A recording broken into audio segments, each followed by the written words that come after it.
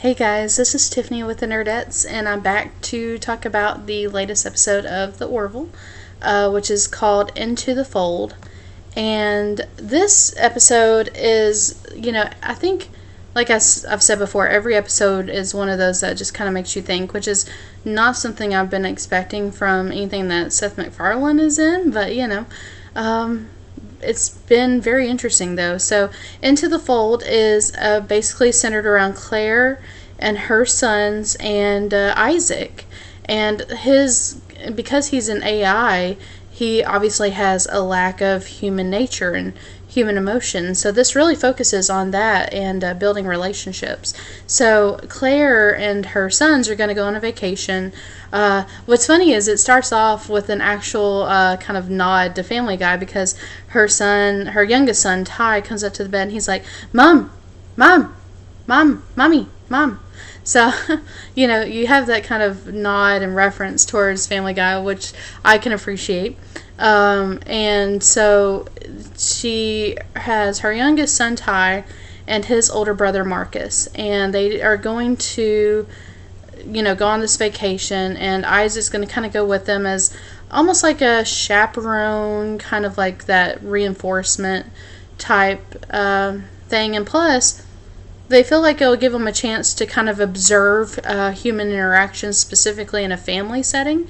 So he can kind of get exposed more to how humans interact with each other, how, obviously love and family and bonds and that type of thing. So they are traveling to their vacation, and they encounter a gravity shear.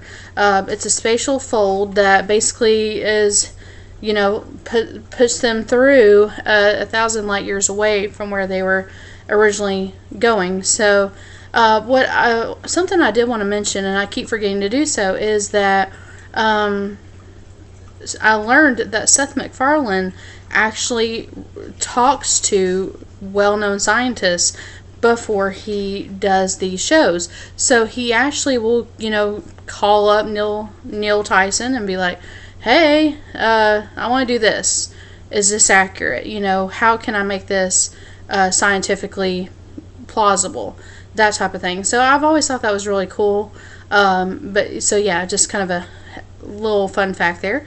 But anyway, they land on a nearby planet because the shuttle is very battered and broken, won't stand for long, and so they have to land on a nearby planet.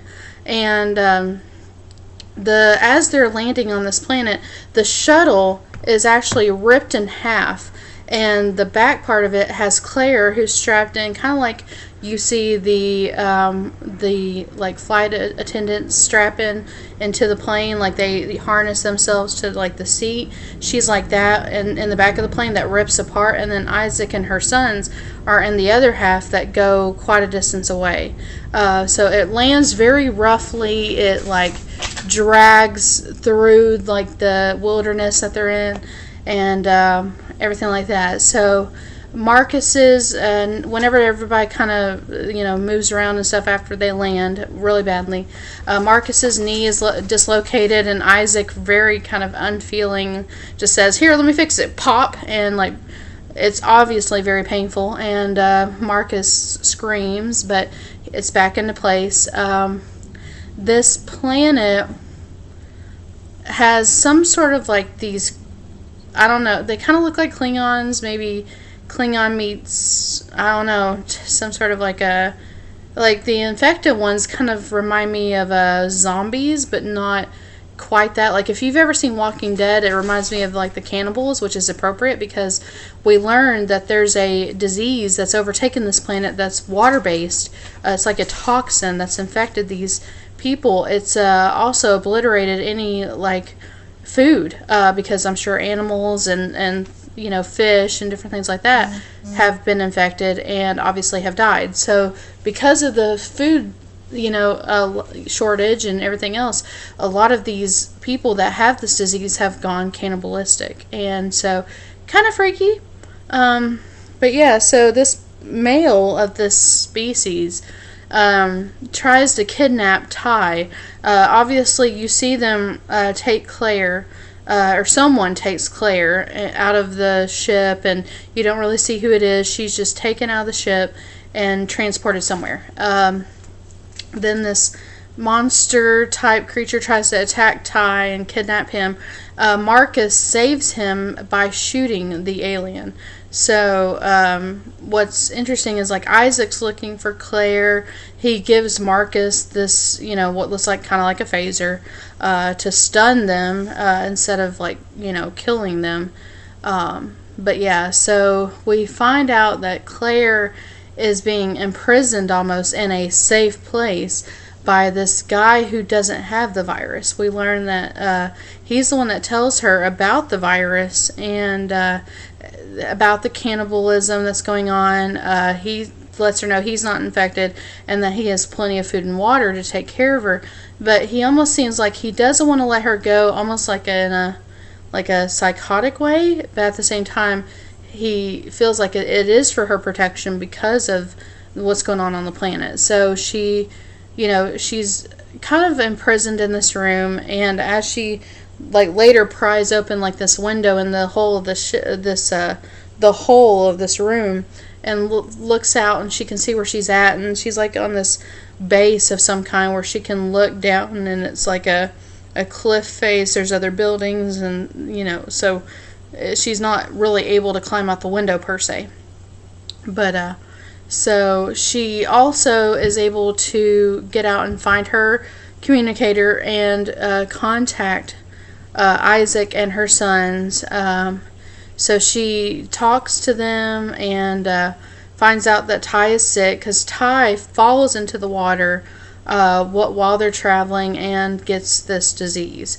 So of course this is not a good thing.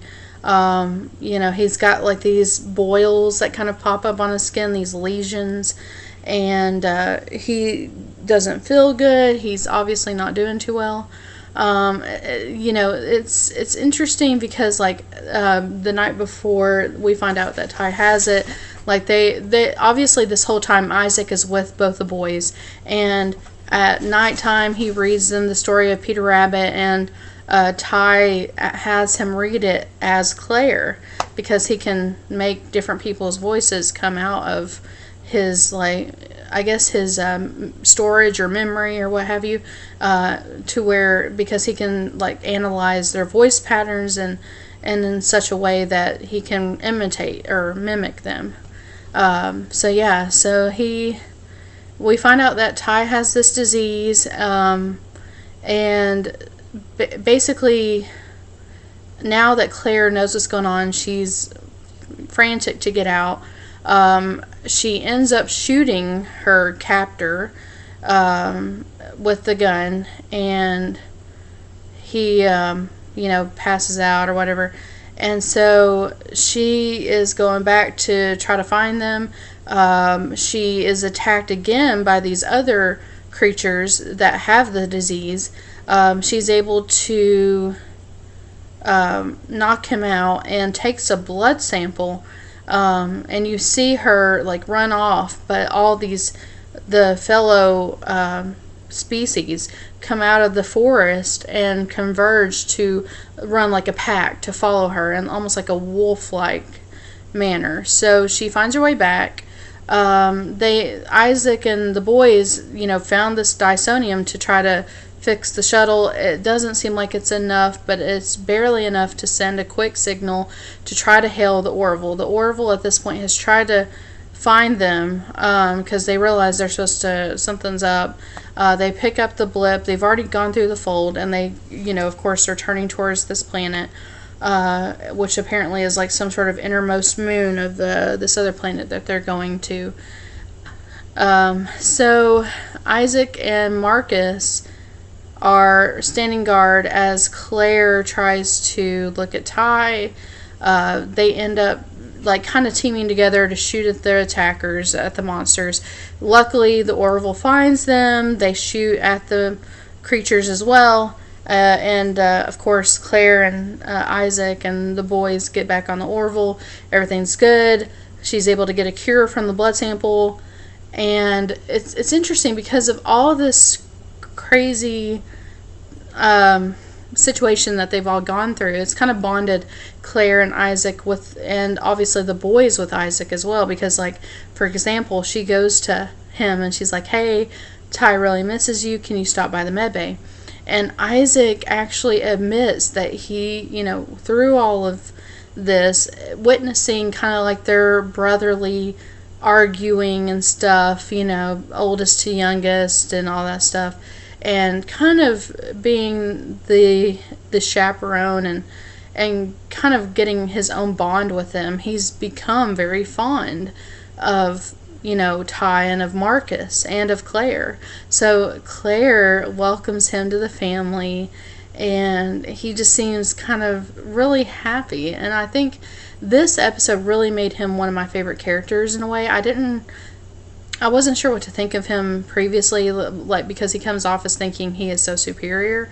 But this episode really, I think, put him in my mind of being like very, very open and capable of, having emotion, or, kind of learning, I guess. Even though he kind of comes off as he knows it all, he still has this capacity of learning. So I think it's really interesting. I loved his interaction with Ty and with Marcus, and even with Claire, the way he kind of took charge and taught Marcus how to shoot. Like, that's kind of like a thing you see with a father and a son, so it's very, very like impactful to see him like kind of guiding Marcus and be like, try again, don't give up, keep trying to shoot, aim this way, just different kind of ideas, and like just kind of giving them pointers. And Marcus finally succeeds and and does it very well. And Isaac kind of has that proud moment, like, I did that, I taught him.